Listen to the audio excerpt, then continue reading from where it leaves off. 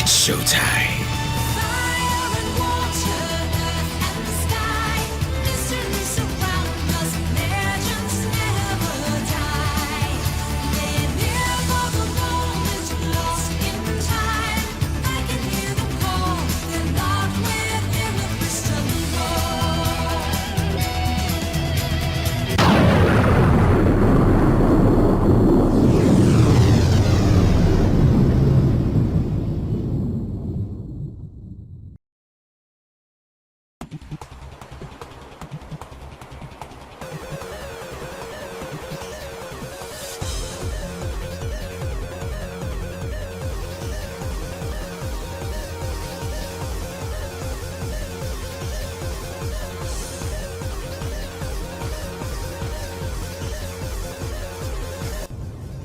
Another year gone. And of course, with every anniversary that comes up, I need to do something special for you guys. Well, this time around, we're gonna do something a little different. Since I've done a lot of best moments, a couple of long plays in the past, those maybe one or two times out of when I had done a top X on a video, well, this time around, we're going to do something a little different. I am going to be ranking things from a special tier list that I've actually created a while back, but now I think it's about time we put that to some good use. So, for the first time ever on this channel, I will be presenting to you my personal tier list of ranking all the bosses in Pokemon Scarlet and Violet. So just remember, you're going to be hearing this from my opinion only, and I would love to hear your guys' opinions of how you would rank these bosses in the game. So for this list, I'm going to be breaking it down as follows. The best, above average, average, below average, and worst. And for the ones that are going to be going into order will be as follows. The Titans, the Gym Leaders, the Elite Four, the Champion, the Team Star, Area Zero, and the Rivals. So just keep in mind on three important categories. One, I'm going to be ranking them based on how they are as bosses, not just strictly from behind their characters. This will be a completely different list if that would be the case. Also, as much as it's probably going to pain some people to hear this, those are from the Pokemon Ace Tournament or those are from the DLC, they will not be included on this list. This is mostly because the DLC has not been fully released yet, at least by the time of when this video is recorded, but they are not important into the main plot. And lastly, I will be explaining it all to the best of my knowledge on how they represent as bosses, and anything else that would be beneficial from how this will work. But other than that, hope you guys enjoy the list. So just sit back, relax, as I break it down to the best and worst tiers of this entire list.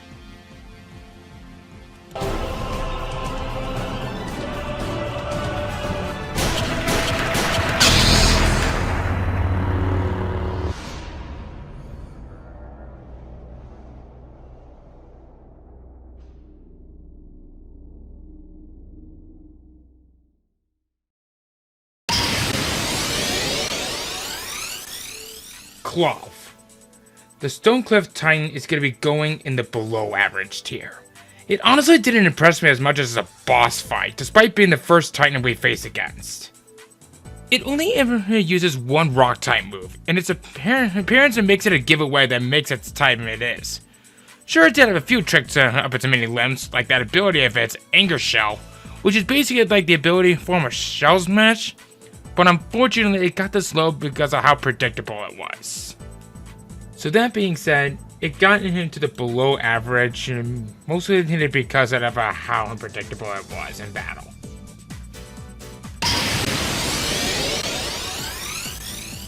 Bombardier. The Open Sky Titan makes it into the worst tier. Sure, it has some concept that is decent, but the fact that you literally have to deal with death-defying obstacles as it rains down rocks and boulders down from the mountain is just downright gruesome. At first in a glance, you'd think it would be a normal flying type, right? Nope. It's a dark flying type, which I'll give it a little bit of some credit for. Sure, it has a nice hitting ability, Rocky Payload, which just simply powers up rock type moves. While it does have that, everything about it makes it easy to take out. Heck, even Arven could potentially handle this Titan if given the chance. So that being said, with all that that was given, Bombardier has made it into the worst tier. Earthworm. The Lurking Steel Titan is the first unit to make it into the average tier. This is the Titan that I wish we faced off against at the beginning of this journey. It may seem like an ordinary steel type, but its ability makes it all the more dangerous. That Earth Eater ability heals itself when hit with a ground type, negating one of its weaknesses. Other than the fact that it's just an ordinary steel type for being a greatly defensive wall, it being a great opponent makes it worthy of making it into the average tier. Great Tusk. This is a boss that is exclusive to Scarlet, and I'm putting this one in the above average tier. This quick Earth Titan has earned this title. Being a ground fighting type is a very nice type that has a handful of resistances and immunities. It also has a very nice ability known as Protosynthesis, which increases its power while it's in harsh sunlight or while holding a booster energy. Its sheer power and how original it looks definitely earned this bot in the above average tier. It is that powerful.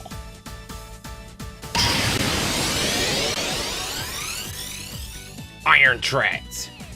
The Quaking Earth Titan boss version of Violet is also going in the above average tier. Unlike its prehistoric cousin, this Titan is a ground steel type that has a better resistance and with great moves.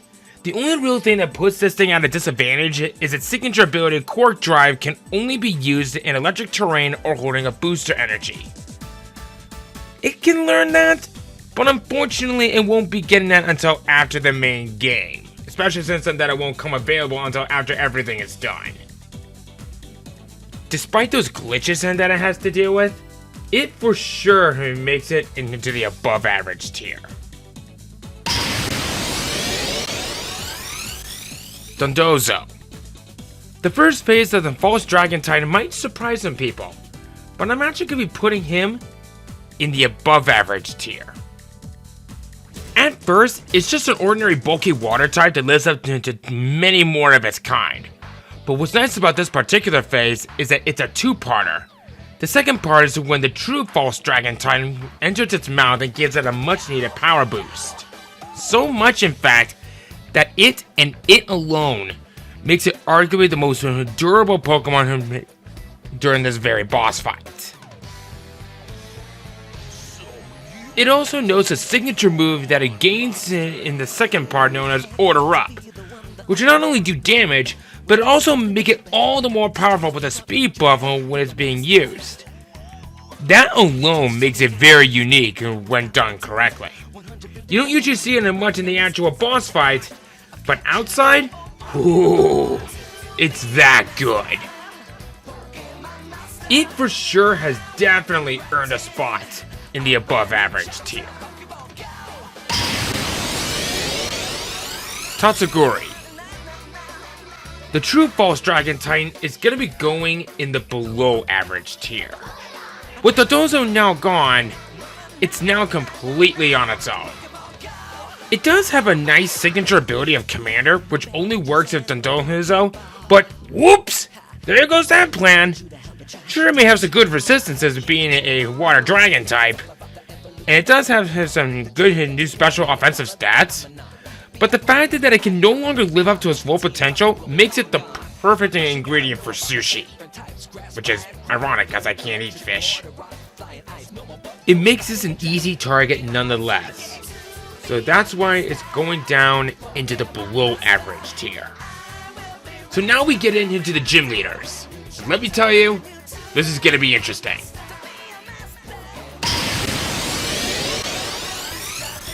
Katie. I hate to be that person, but I think that Katie is below average. I will say she does get some credit for having a nice choice of Pokemon for the start of the gym bosses, but unfortunately they lack sheer creativity. The reason why she isn't in the worst tier is because she's the first to really show us that other Pokemon can be a different type when it comes to having Terra types. She does get a lot tougher in the rematch with some powerful stout-built Pokemon, but unfortunately she comes as a bit too predictable with her choices. So I'll go ahead and be nice, and I'll just go ahead and just put her in the below average tier. Brassius. Brassius I'm going to be a little bit merciful to, and I'm going to go ahead and put him in the average tier. While the first battle is pretty straightforward, he does have a knack when it comes to being creative like any artist. His ace Pokemon does still hold a great threat regardless of what starter you start with. He really shows off more of a threat in the rematch. In fact, a couple of them have a signature ability that make them more versatile and have ways to deal with their weaknesses. While as a person on his own, he's pretty cool, but as a trainer, he definitely for sure makes it worth it making it into the average tier, mainly for his artistry.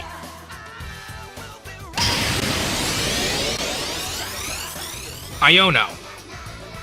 This one was actually a bit of a tough one to place, but after I kind of thinking about it a little bit more, I decided to put Iono in the average tier. I almost considered putting her in the above average tier, however. This is mainly because in both the gym battle and the rematch, she is shown to be quite the challenge. The Electromorphosis ability Bellybot has and makes it a threat with the spark it generates. Not to mention that the Miss Magius with Levitate and it being an electric Terra type makes it have no weakness unless you have a way around that. Yikes. However, when it comes to the rest of her team, it's pretty predictable when they'll use, and while a few do handle the weaknesses that they have to deal with, they can be counteracted no problem. That being said, as much as I love Iono as a character, she's just average to me as a boss fight.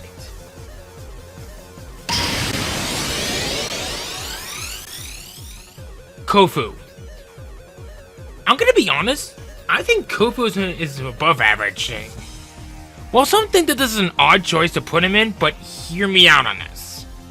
In the gym match, his Pokemon of choices go all over the place, and they specialize mainly in typically 1 or 2 stats and have good gimmicks. Also, they have some nice abilities that complement their style of fighting. And in the rematch, he goes the extra mile and uses Pokemon with moves that work so well with their types and abilities that work under unique circumstances. The reason why he's not in the top tier is that they all have very common weaknesses and that are easily usable against him. Having a fun guy to battle against is what also made me put him in the above average tier. With all of that and with interest and the way how he is as a gym battle, he definitely earned that spot in the above average tier. Larry. This guy's gonna surprise many, but he's gonna be going in the above average tier. He's not only a gym leader, but he's also an Elite Four member. As a gym leader, he specializes in normal types, and he may not be as good as he is in the first match, but he makes it way up in the rematch. He shows off how well normal types work with their large arsenal of moves and with interest. So good, in fact, that even they can get creative with the movesets that they can have if all goes well. As an Elite Four, on the other hand, his flying types are just as good, if not slightly above average. I was saving it until now, but he is the lone boss that uses Terra types that fit with the Pokemon with the type he specializes in. It works in many ways, but it also brings in one of the most glaring downfalls. It actually hurts his terrestrialized Pokemon of choice a bit more, making a Staraptor a pure normal type so it gains a major weakness to fighting, and it can be hit by ground types. That one fatal flaw is what did not make me put him in the best tier, but nevertheless, he is above average in my book. Rhyme. As much as it pains me to say this, it's just the only boss that specializes in double battles, the only one I might add. I can't put her any higher than the average tier. She's a mistress in the ways of ghost types, and her Pokemon of choices are very good. Her Mimikyu is probably her toughest one, and not even her ace in the gym match. In the rematch, however, she gains a Spiritomb, which is also a big challenge due to it being only weak to Fairy and is one of the bulkiest in the one on the team. Her ace only really knows one good move as a ghost type, Hex, which does more damage if the opponent is suffering from a status problem. Sure, her team has the good choices that make that Hex useful in battle, but everything else about this fight just makes it average. I really hate to do this, but her rhyme is just going into the average tier because of all those flaws that I mentioned. She's great as a rapist and an average boss fight, and her Pokemon of choice definitely goes all over the place.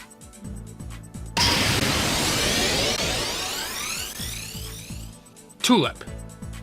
Though her character is one of my personal favorites in the game, as a boss, I see her more or less in the average tier. Her psychic types are unique in their own ways, and they do have a very well balanced moveset for her type coverage. Their special events and stats are not to laugh at, but they do have some serious flaws to deal with. Being a bit of glass cannons. Even in the rematch with a Gallade on her team, it can be challenging, but it can be rather difficult. The fact that she's a lot tougher in the rematch prevents me from putting her any below her than that of the average tier. Grusha. Grusha is the first to make it into the best tier. I'm not gonna lie, I consider him to be my absolute favorite gym leader in the game. This is mainly because he is ruthless when it comes to his fights with a player. His team of ice types complements well against type disadvantages, and the fact that they use the surroundings into their advantage because of Snowscape makes it all the more challenging. There's a reason why he's earned the title, the Sub-Zero Shredder. In the rematch, he's all the more challenging with a stronger team, an additional member of Weavile, and how he has done with the best type coverages that makes it all the more worthwhile for him to make it in the first to be in the best tier. I said it once and I'll say it again, but Grusha being my favorite gym leader and the fact that he uses those ice types so well makes him into the best tier. And now we get on headed to the Elite Four, or I guess the Elite 3? Because I already talked about Larry? We'll throw in the champion as well.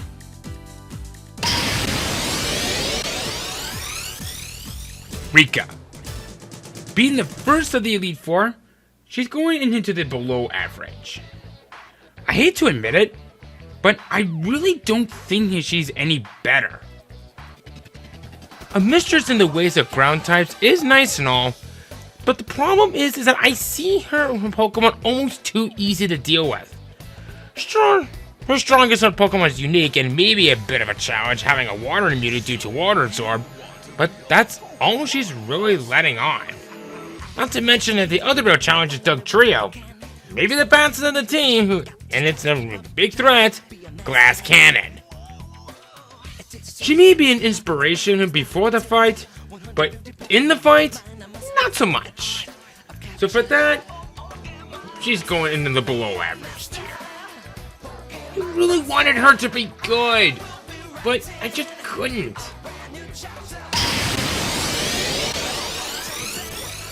Poppy. Poppy, on the other hand, is going right into the above average tier. I almost put her in the best tier, mainly due to the fact that not only is she a prodigy in Steel types and has an Elite Four, but she's also probably 4 years old and an Elite Four has a prodigy of Steel types. But after kind of thinking about it, she's not the absolute best when it comes to being a boss. But the reason I like her so much is that you don't have to be an adult to accomplish something so big. Her team is very well balanced, and she has proven in many playthroughs to be a big challenge. The only real flaw that she has is that a majority of her Pokemon are rather slow and their defenses can be breached. All around, she is definitely worthy of being in the above average tier. Man, come to think of it, could you imagine how she could be as an adult? She could be world champion if she's this good. Hassel. Hassel is also going in the above average tier. The art teacher and the final member of the Elite Four is a master of dragon types. He may not be a Lance, but he's worthy enough to be a rival to him. His hard-hitting team is no slouch, except for maybe one. But there's more to this guy than just that. His East Pokemon, Braxcalibur, is not a Pokemon to underestimate. That thermal exchange not only gives it a fire immunity and boosts the attack stats, but that Glaive Rush signature move makes that combination all the more powerful. Even Pokemon that are resistant with that power can still take a beating. The only real negative that makes me not put him in the best tier is that his team does have very explodable weaknesses to not only type system but also stats as well. Even if you think otherwise, he for sure is definitely going in the above average tier in my book. He was so close in the best tier rank. So close.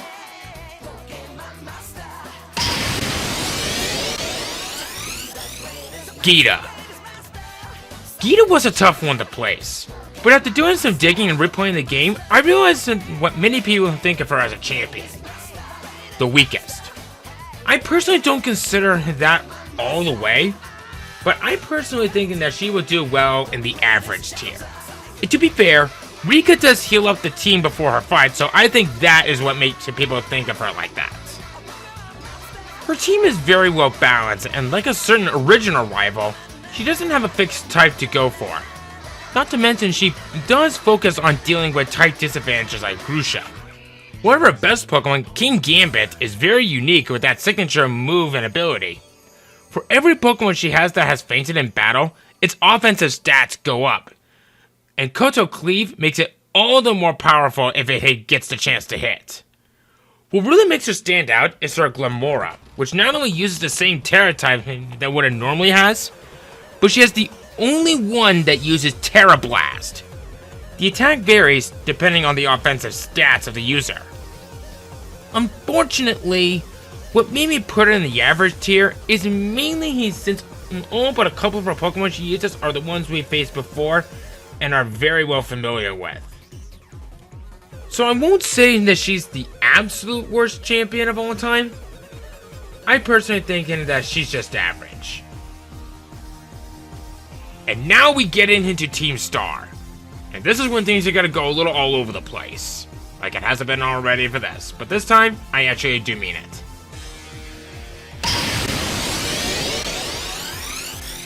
Giacomo. Being the first Team Star boss, he is sadly going to be going in the below average tier. For someone who really loves dark types, he would have been very compatible for being higher than I placed him. But the reason why I didn't was because he didn't do so much when it came to using the dark types. Sure, with the Starmobile he was able to hold us at bay, but nothing much can really say much about him in the first match. In the rematch, he actually starts using some good dark types, but unfortunately he's predictable and is straightforward with the offense. I really hate to do this for someone who loves the dark types, but Giacomo disappointed me, and he's going in the below average tier.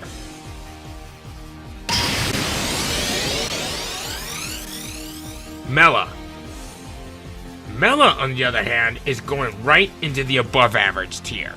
She's one of the toughest members to deal with. I also consider her to be the clever one with her starting Pokemon, Torkoal. With that Drown ability, negating its water weakness for a while, says a lot for how clever she can be. While her Stormobile makes her all the more tough to deal with, her rematch makes her even more tough. Her hot-headedness and finding ways to power up her Pokemon with what she can muster really makes her one of my absolute favorite bosses. The only real negative that I have to say that prevents her from going any higher is that she has other exploitable weaknesses that even she fails to counteract. She may be a hothead, but this hothead definitely earns a spot in the above average tier. Atticus. Atticus is also going in the above average tier. Being a master of Shakespearean and poison types, he is one of the more challenging bosses and probably one of the most annoying to deal with. In the first match, which I believe is the hardest fight to deal with of the group, he makes us get really annoyed at how well he handles practically all kinds of Pokemon. In the rematch, he may not be as challenging at first, but he still proves to be a worthy opponent. Even though I personally see him as the hardest fight to deal with in the game, he is still going in the above average tier. But does Mother know you weigh with her drapes? Worth it.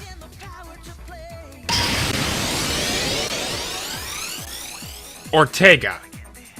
Ortega is just average. He never really showed me anything beyond impressive or disappointing than as it is. He's just a normal boss fight. He's just a rich boy who prioritizes the fairy types for Team Star. Or normally wouldn't judge someone by how straightforward he is in both fights, but he's just too predictable. I will admit, he does have a few tricks up his sleeves that make him average. One of his Pokemon, Dash Bun, has a fire immunity thanks to his signature ability, World Big Body, and instead just boosts the defense stat. He does have a few Pokemon that give some fairy types at least some resistances, but not enough to make him all the more challenging. That being said, he's going to be in the average tier. Not bad, but not great.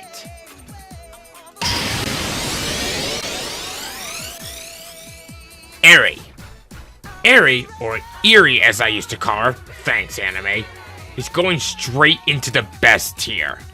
She's not only my favorite boss in the game, but she's also one of the best tacticians as well. A beauty, a star athlete, and a mistress of fighting types, Eri never pulls back her punches. She has a lot of fast members, making her attacks all the more impressive. Not to mention that her team is very well balanced. Even her own Starmobile has a lot of power that even when hit. Its defense goes up thanks to its stamina ability. Even in the rematch, she proves to be all the more versatile. Like with Grusha, she knows how she can get around fighting types' weaknesses so well that even she knows how to take care of those advantages and have a challenge. If you can get the chance to deal an attack on her, make it count. She'll punch back harder than ever. She's the perfect boss in the game, and that's sort of why she makes it all the way into the best tier.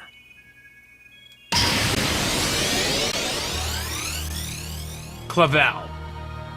Clavel was interesting to place. After kind of thinking about it, he's actually quite the powerful boss fight. So I'll probably go ahead and put him in the above average tier. He kind of reminds me of several rivals we've faced off in past games, as his team is very diverse and has a starter that has the advantage over yours. One of the biggest things I like about this boss is that he truly tests us to see how far we've come in the game. If only he was the last true final boss in the game. In fact, I even considered putting him in the best tier, but the reason for why I didn't was because I had to give him respect for how he handled things in the old ways, while keeping them modern at the same time. Clever old coot. Despite his awkward ways before leading into the boss fight, this fight keeps him from being any higher or lower. So for that, I'll put him in the above average tier. He is totally worthy of it. Now we get into Area 0. This is when things are going to get interesting. Sada. The true final boss in Scarlet is going right up into the above average tier. This cave woman of a Professor Android is quite the challenge, as we know nothing about our Pokemon in any way whatsoever.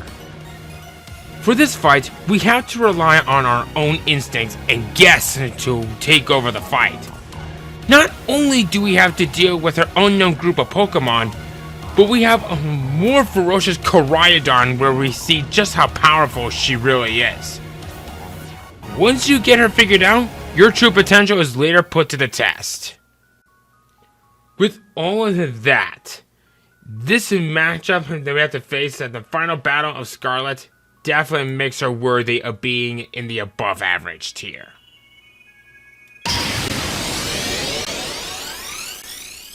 Turo. The true final boss from Violet is also going in the above average tier. The futuristic Professor Android has similar challenges, just like that of Sada. Just like with Sada, we have to rely on our own instincts and guess about the types of Pokemon he'll have. To make things interesting, despite their appearance, they are not steel types in any way. The Miraidon in the next phase also shows just how powerful it really is. I was saving it till now, but they are one of the very few to ever have more than 6 Pokemon in their arsenal as a final boss. That is crazy. Just like with Sada, he too will be going straight into the above average tier. We finally come to the rivals, and this is when the real challenge for me came in.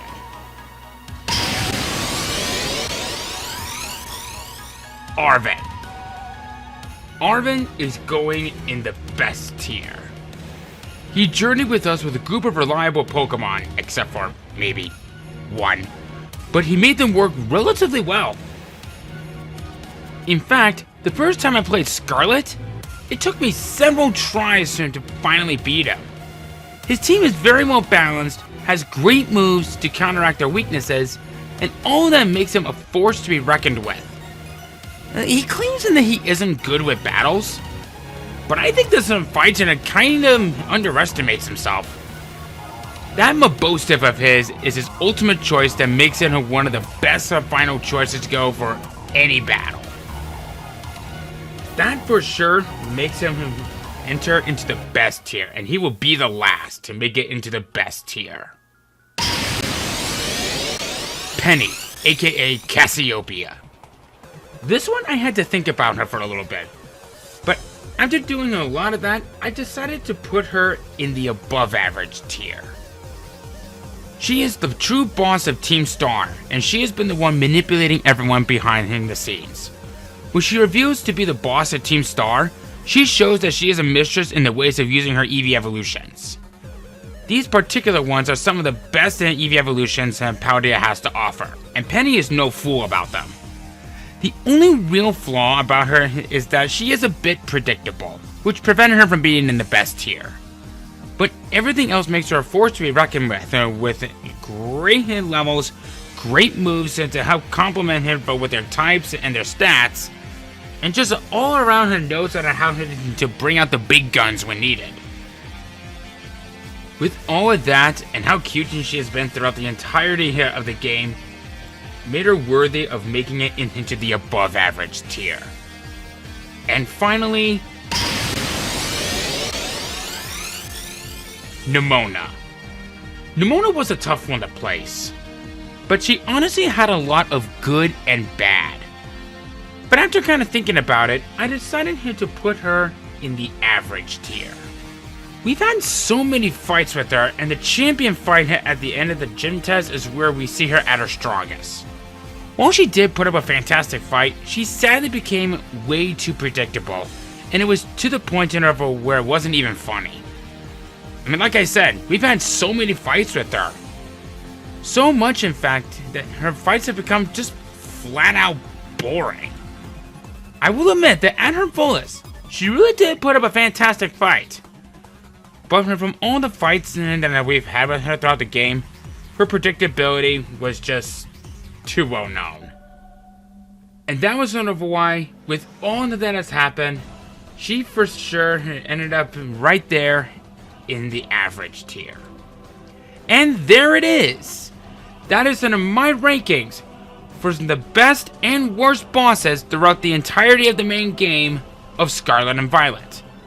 What do you think about this list? Do you agree or disagree? Let me know about it in the comment section down below. let's just try here to be polite about it, because I'd rather not start any flame wars of any kind. But I'm just glad I told you about my opinion, and I would love to hear about it. This has been my 11th year anniversary special. Thanks for watching. Yeah, excuse the mess back there. If you like what you saw and you would like to see some more, then why not subscribe today? You want to help this channel grow? Then please leave a like, add it to your favorites, or share it with your friends on Facebook, Twitter, or anywhere. This was a fun one to make, and I really am glad that I got him to show this tier list for you guys. But who knows? Maybe I might make another one in the future. But with all that's happened, we all deserve a well-earned holiday. Well, now that we've really gotten all that out of the way, thank you guys so much for watching. I will see you guys next year. So for now, I got a blast. See you guys next time.